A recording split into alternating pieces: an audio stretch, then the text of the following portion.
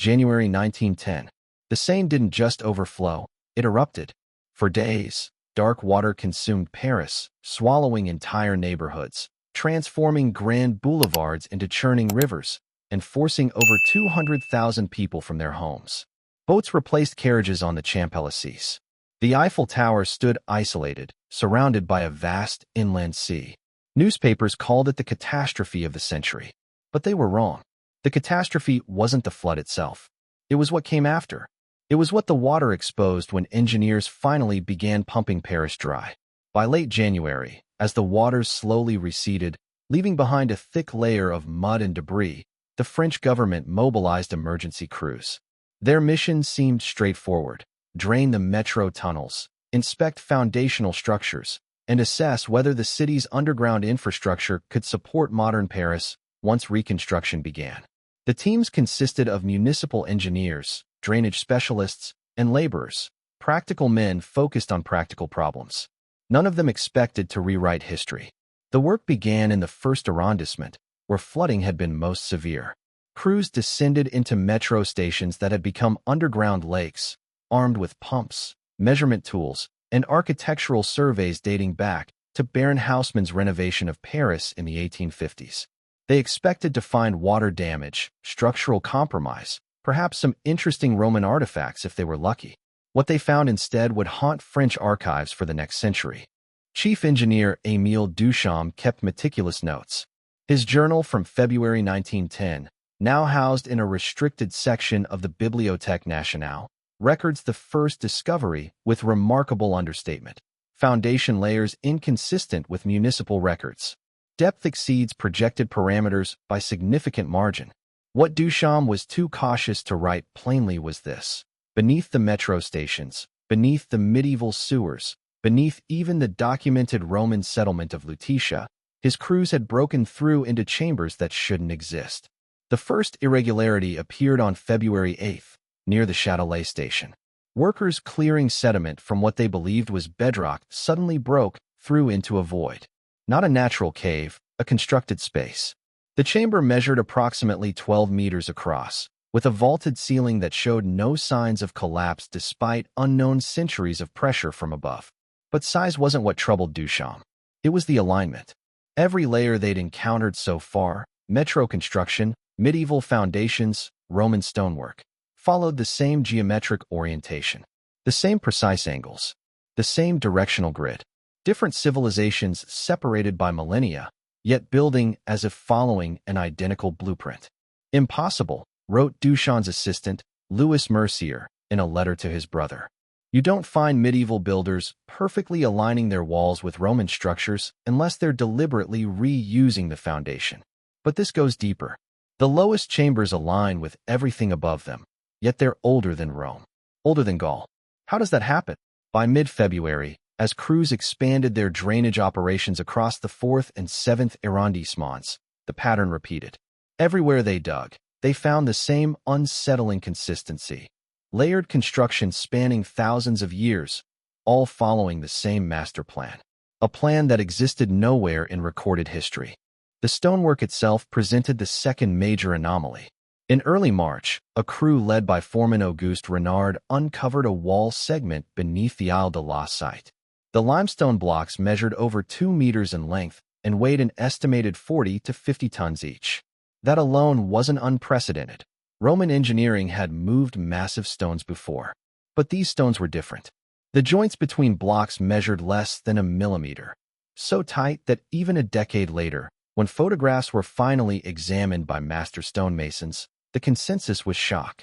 One craftsman wrote, "I cannot cut stone this precisely with modern tools."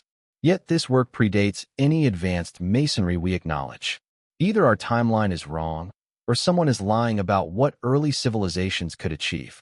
The surfaces were smooth, not roughly hewn like medieval stonework, not even carefully dressed like Roman architecture. Smooth, almost polished. In some chambers, the walls reflected lamplight with an eerie sheen, as if the stone had been worked to near-mirror quality. We found corners that met at perfect 90-degree angles, Renard reported in a dispatch dated March 12. Not approximate. Perfect. We checked with surveying equipment. The precision is I don't know how else to say this, industrial. But medieval Paris had no industrial capabilities. Roman Lutetia had none. The Gauls certainly had none.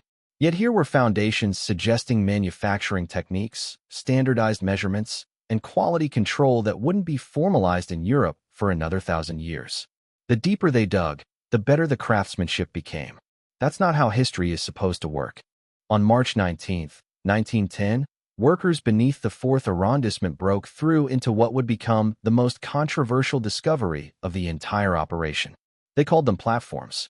Circular stone constructions, perfectly level, ranging from 8 to 15 meters in diameter.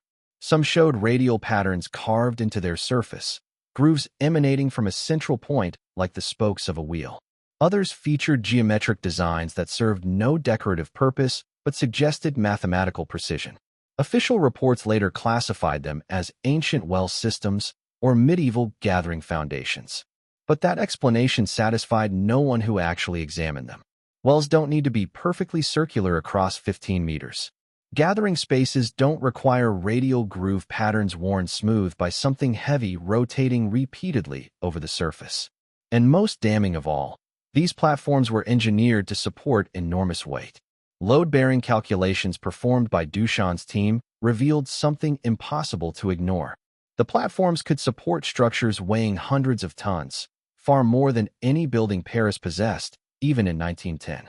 They weren't foundations for houses or churches. They were foundations for something monumental. But Paris in ancient times was a modest settlement. Lutetia was never a city of monuments. The Gauls built in wood, not megalithic stone. So what were these platforms designed to hold? They look like bases for machinery, Mercier wrote in his personal correspondence, or astronomical instruments, or temples of tremendous scale. But they predate any civilization we credit with such capabilities. It makes no sense, unless... He never finished that sentence in writing. But years later, in an interview with a private researcher, he completed the thought, unless someone built here before. Someone we don't remember. Someone who knew things we've had to relearn. April brought the discovery that would ultimately trigger the shutdown. Deep beneath the 7th arrondissement, in chambers that sat below the Seine's historical flood levels, below even the water table, crews found something geologically impossible. Water-worn stone. Not damp. Not mildewed. Water-worn. Stone surfaces polished smooth by centuries of hydraulic action. Erosion patterns that only form when water flows consistently over rock for extended periods. Floors with a distinctive sheen that geologists recognize instantly. Long-term saturation exposure. But these chambers had never been exposed to flowing water. Not according to every geological survey. Not according to hydrology records. The Seine's current course, its historical variations, even theoretical flood models. None explained how these deep chambers could show signs of ancient rivers running through them.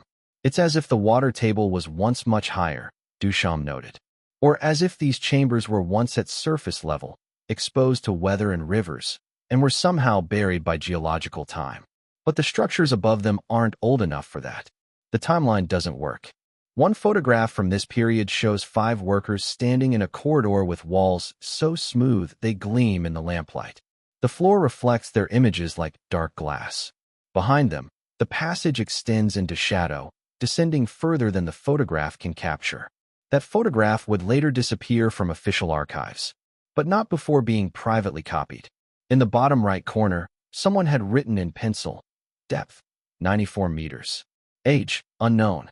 Recommendation, seal immediately. Late April 1910. Chamber 7C, beneath what is now the Musée du Louvre. Workers reported finding contaminated stone, limestone with dark inclusions that appeared metallic. Initial assessment suggested iron oxide staining, a natural phenomenon. But when samples were extracted for analysis, the explanation collapsed. The metal wasn't surface rust. It was embedded within the stone itself, as if the limestone had formed around manufactured metal objects. In some cases, the metal had oxidized, leaving geometric voids, hollow patterns that suggested original shapes, rods, brackets, frameworks. But here's what made this impossible. The limestone dated to geological periods long before human civilization. Yet the metal showed signs of refinement, deliberate shaping, uniform composition, heat treatment. One sample showed something even more disturbing, what appeared to be a metal alloy, not pure iron. Metallurgical analysis suggested temperatures exceeding 1,400 degrees Celsius, temperatures medieval forges couldn't approach, temperatures even Roman furnaces never achieved. It's as if the stone was poured around metal frameworks, wrote Dr. François Villard, a geologist briefly consulted by the project. But that would require controlled heating and cooling of limestone, which requires industrial processes that didn't exist when this rock supposedly formed. His report was filed on April 28, 1910. On April 29, Dr. Villard was removed from the project. His notes were confiscated for security purposes. He would later claim the notes were never returned. And he would spend the rest of his career refusing to discuss Paris, foundations, or the flood of 1910.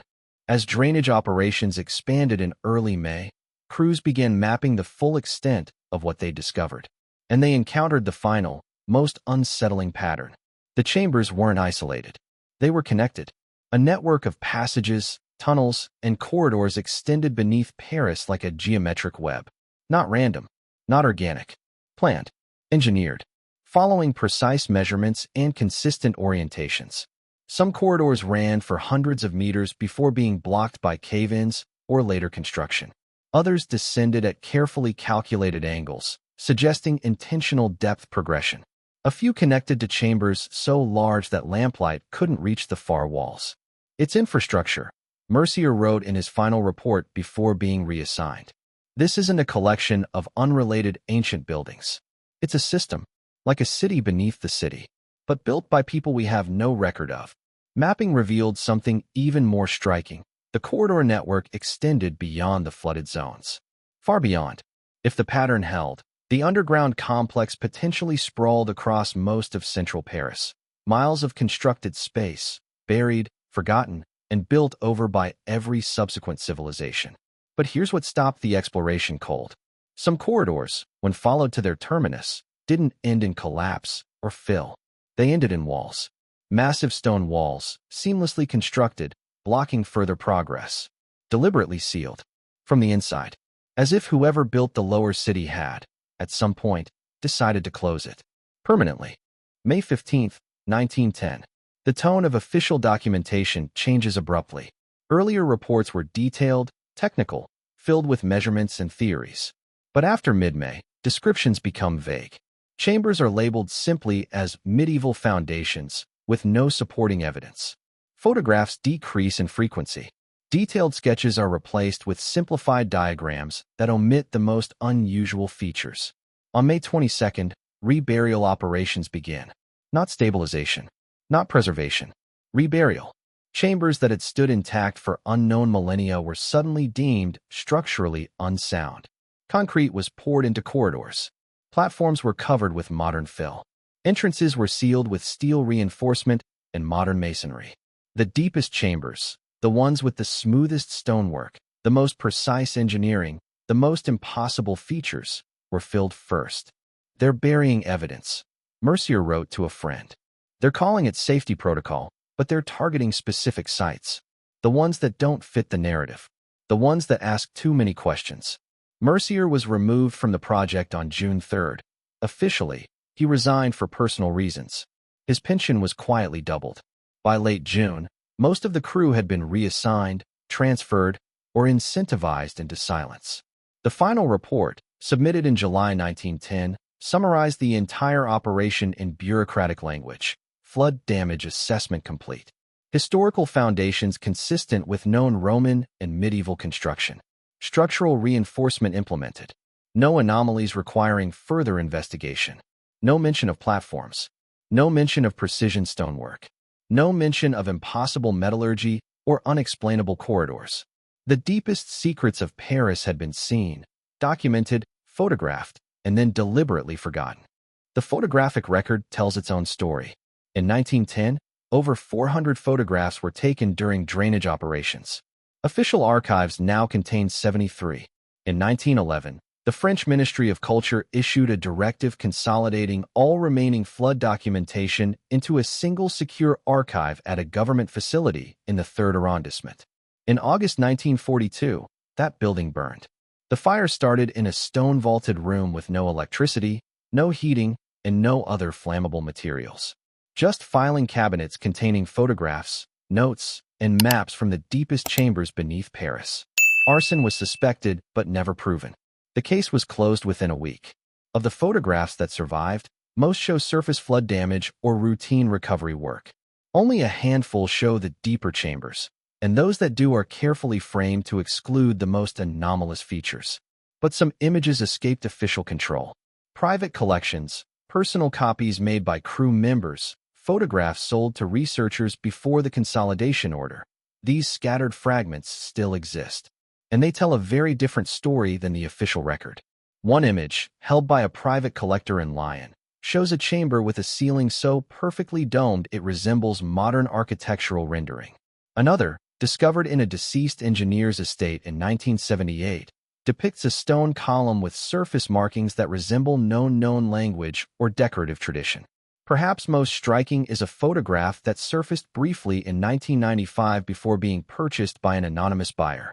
It shows a platform foundation with the radial groove pattern clearly visible. But in the center, where the grooves converge, there's an empty, circular depression, perfectly round, perfectly smooth. Something had stood there. Something heavy enough to polish solid stone through repeated rotation. And whatever it was, it had been deliberately removed long before 1910. The Paris flood of 1910 wasn't unique. In 1928, the Thames flooded London.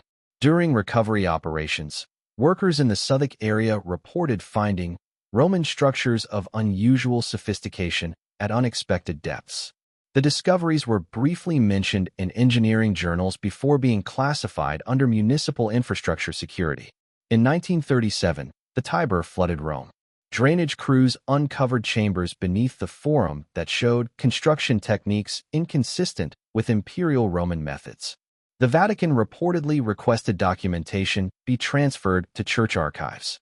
In 1966, Florence flooded. Beneath the Palazzo Vecchio, workers found stone foundations of unknown origin, possibly pre-Etruscan.